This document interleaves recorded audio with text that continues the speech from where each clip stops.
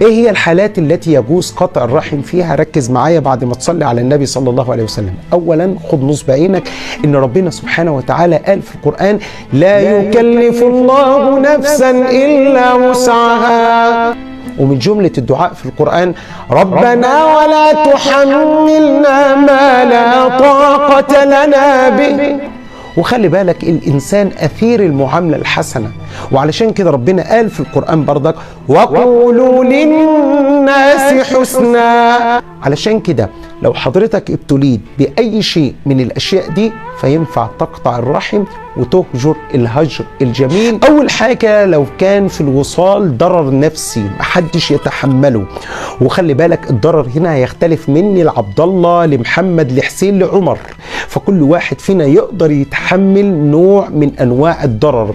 في واحد زي حالاتي ملوش صبر ولا خلق وعصبي، وفي واحد زي عبد الله عنده سعة صبر، وفي واحد زي عمنا عمر هادي وراكز وبارد شويتين، فكل واحد ليه خلق معين. فإذا كان الأمر ده هيترتب عليه ضرر نفسي، هيعلي لي السكر، صلة الرحم دي حتى ممكن تجيب لي جلطة، ممكن توصلني لمرحلة أنا ما اتحكمش في نفسي، طب وعلى إيه؟ وربنا سبحانه وتعالى ما حملنيش فوق طاقتي، إنما ربنا قال: واهجرهم هجرا جميلا. خلاص دي ساعتي ودي طاقتي. اروح للامر الثاني: لو الرحم ده من اهل الفسق والفجور. يعني ايه؟ واحد كل ما تقعد معاه او واحده كل ما تقعدي معاها ملهاش حل، اللي فلانه راحت وفلانه جت وفلانه عملت وفلان، غيبه ونميمه وفسق وفجور واعراض ناس. طب وانا على ايه؟ ده الرحم ده لما تقطعه ليك بيه اجر، مش عليك فيه وزر. طيب افرض الرحم ده ابويا وامي او حماتي، مش هعرف. لا يا حبيبي، ينفع ان انت كل ما تقعد غفر الله لنا ولا. طب نغير الموضوع، معرفتش يبقى تقوم من المجلس، لان ربنا اللي قال لك مش انا. نروح للامر الثالث: لو في ضرر بس مش مباشر. يعني ايه ضرر مش مباشر؟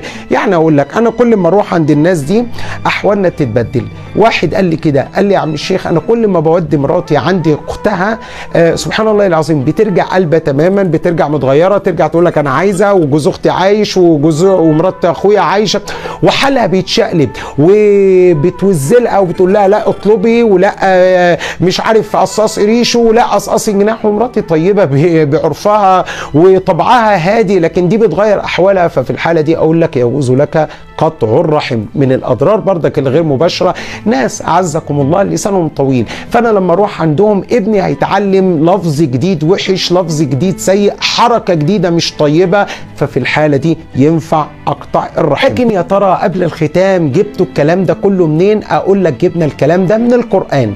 طب منين من القران؟ اقول لك ربنا سبحانه وتعالى قال للنبي في سوره المزمل: واصبر على ما يقولون واهجرهم هجرا جميلا. بالمناسبه الجماعه دول اهله وعشيرته واقربائه وصله رحمه. ربنا ما قالوش روح اقعد في بيت ابو لهب ولا روح اقعد في بيت ابو جهل وتحمل اللي ما حدش يتحمله، لا، قال له اصبر لانك لسه ما اذنش ليك بالهجره، واهجرهم هجرا جميلا، ابعد عنهم وما تختلطش بيهم ولا تتداخل معاهم. وهفكرك ان من وسائل التأديب اللي ربنا ذكرها في الاصلاح بين الزوجين: واهجروهن. فالبعد هنا غنيمة. بالمناسبة واهجروهن على مراحل، من بداية هجر الفراش يعني تديها ظهرك لهجر طويل جدا بقصد التأديب. المهم ان هو ما يزيدش على 4 أشهر زي ما حدثه القرآن. اخر حاجة وقبل الختام، والنوع الرابع، علشان انا قلت لك هم 4 أنواع. افرض انا هروح لحد يا عم الشيخ هيستهزأ بيا، هيسخر مني، هيقلل مني. يعني ايه؟ يعني انا لما بروح لحماتي اقول لها معلش انا اقوم اصلي الصبح او اقوم اصلي الظهر، خدينا على جناحك بركاتك يا ست الشيخ. هو انت اتنقبتي امتى؟ هو انت اصلا كنت بتصلي وانت في بيت ابوكي؟ هو انت اصلا كنت تعرفي في بيت ربنا؟ هو انت؟ فالكلام ده اصلا بيعمل فتور في الهمه وبيعمل زعل في النفس.